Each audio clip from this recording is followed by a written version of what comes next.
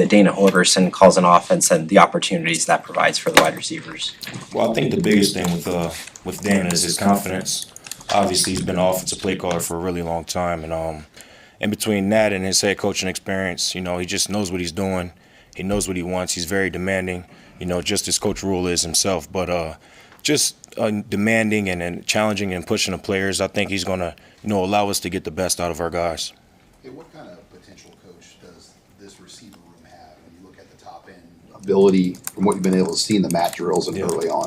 I think we got a lot of potential. Obviously, we got some young guys that we're, happy about. A lot of talent in that room, but the biggest thing is we don't have a lot of production in that room, if that makes sense. We got one senior wideout with Daikiel. The rest of those guys are, 1 year or 2 year starters at most. So I think the biggest thing with mat drills and the drills we do Tuesdays and Thursdays as far as football is just, logging reps and, instilling confidence in those guys, working on technique and just, continuing to get better every day. Amy, just with the Lincoln Journal-Star, what made this opportunity the right opportunity for you? I would say the biggest thing is, one, just the tradition of Nebraska football. The tradition of Nebraska football, Coach Rule and his track record. He's a heck of a head coach, so, having a chance to, work for him is big for, any coach, if you're a coordinator or assistant coach, as far as your development. I think another thing is obviously my relationship with Dana. We got a pretty good relationship and kind of used to, played in his system, worked for him in his system, so I worked for him for a long time, and I think that was kind of what attracted me here. Chris Opperson with Husker 24/7. How have you seen Dane jump into, as an older guy, helping lead that room in mat drills and stuff like that?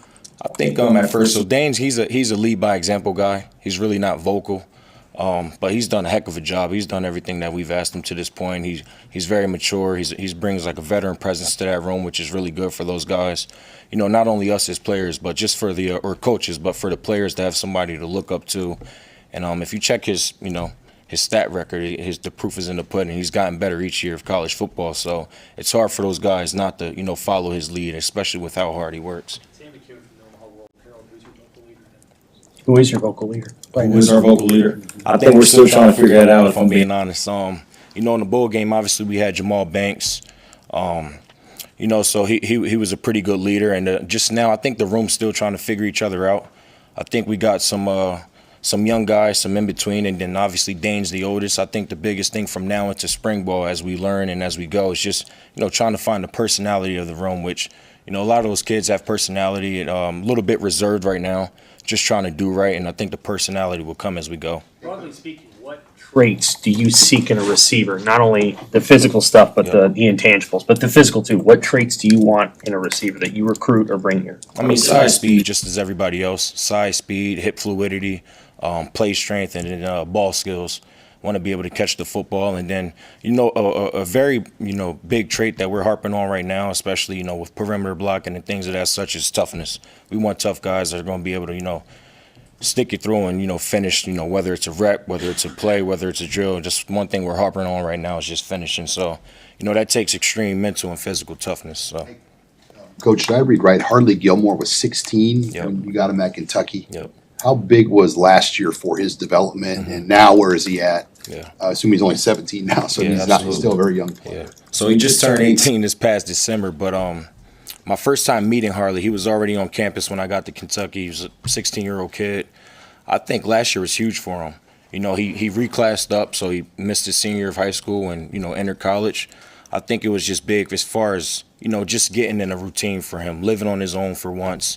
Having the structure, having the schedule, kind of having a, plan, live by himself without his parents. I think he went through some growing pains last year, but, watching Harley now and then last year from this point, it's night and day. I think, this is the perfect place for him. Coach Rule does a heck of a job. He doesn't take it easy. He pushes those guys. He builds relationships, but he also holds them accountable. And I think a lot of the off-field stuff with Harley is carrying over to the football. He's put on a lot of weight, since he's got here, so he's doing a good job. Can you go back a little bit and talk about how much Dana influenced you as far as wanting to be a coach? Was that something you went to West Virginia that was at all on your mind, or what kind of a role did he play in that track in your development? Yeah, obviously when I was in high school, my senior year of high school, Tavon Austin, Stedman Bailey, and Geno Smith, that was their senior year at West Virginia. So I wanted to go play, for him at West Virginia because of his offensive system initially. Fast forward, I was a 4-year starter for him, loved playing for him. We butted heads sometimes, obviously. He's a tough coach to play for. But, when I got let go from the Bills in 2017, I kind of volunteered as I figured out what was next at West Virginia. Long story short, I took a summer vacation with him. It was probably one of the best trips I've ever taken to that point. And I got back and he asked me if I wanted to coach. And, the rest was kind of history. I thought I was going to get into coaching year one. Little did I know. I was a program assistant for a couple years, and I kind of got a chance to learn and grow from Dana. Obviously somebody I respect in his profession and outside of the profession. So I would say his presence in my life has definitely, led me to this point where I'm at today. I'm sorry. Where'd you go? So we flew to Destin, and then we flew to Marathon, Florida about 4 days later, and then we flew to Key West about 2 days later, where I had a chance to meet Mike Leach, God rest his soul, which was, pretty unique. Mike Leach and Dana Holgerson in the same room at about midnight on a vacation. It was pretty fun. And then, yeah, I'll leave it at that. And then we went back home. So obviously, I had that experience, went to a few different places, met some good people. So when he asked me if I wanted to, coach or get into the profession, I was like, of course. I've never been a part of anything like that, and I'm happy I did. He mentioned in December, after coaching Ja'Cory Barney for a few games, that he had talked to Ja'Cory about how he reminded him of Tank Dell. Do you welcome that comparison? Is that too much to put on a player who's been in college 1 year? What do you think about that, knowing your history with Tank? First thing I would say is Ja'Cory's an unbelievable kid.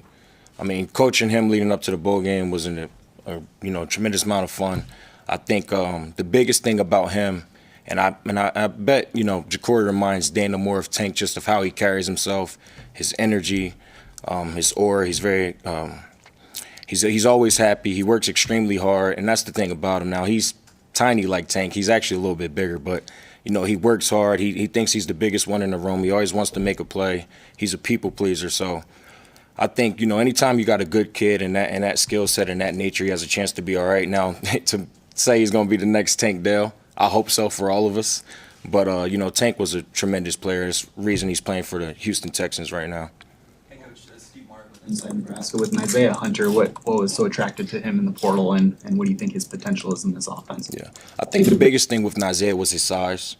And then obviously he had a pretty good season last year.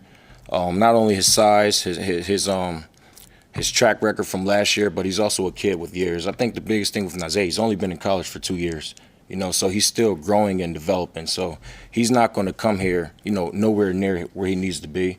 And it's our job as coaches and staff members, and I think we have a great staff to get it out of him and, kind of help build off of what he did last year.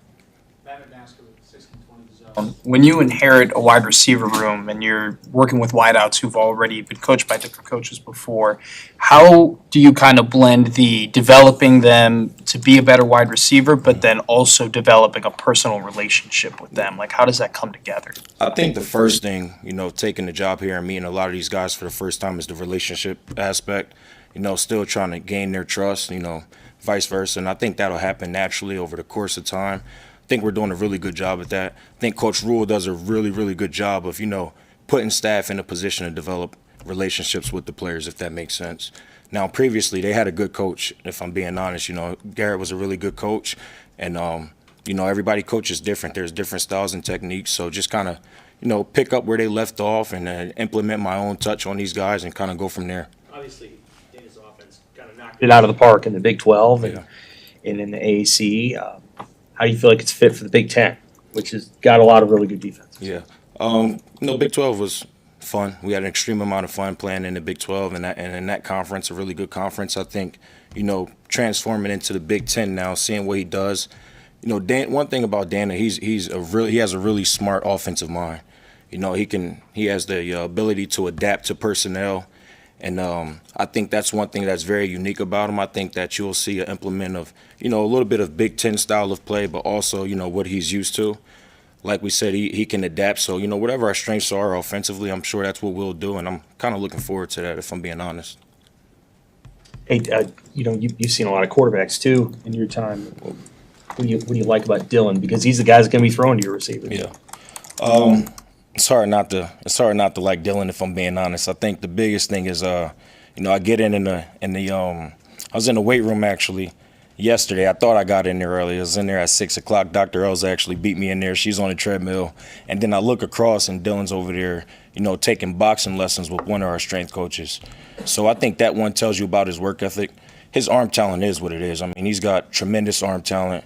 He's extremely smart. He comes from a football family. He's hungry to get better and learn and grow. I think, you see Dylan on the field and on tape and how he carries himself, and then you have a conversation with him, which he is a mature kid, but then you realize he's only 18, 19 years old, which is, shocking. So happy to have a chance to, not only be around him, but have our guys be around him. I think he can be pretty special. Thanks, man. Thank you. Thank you, guys. Thank you.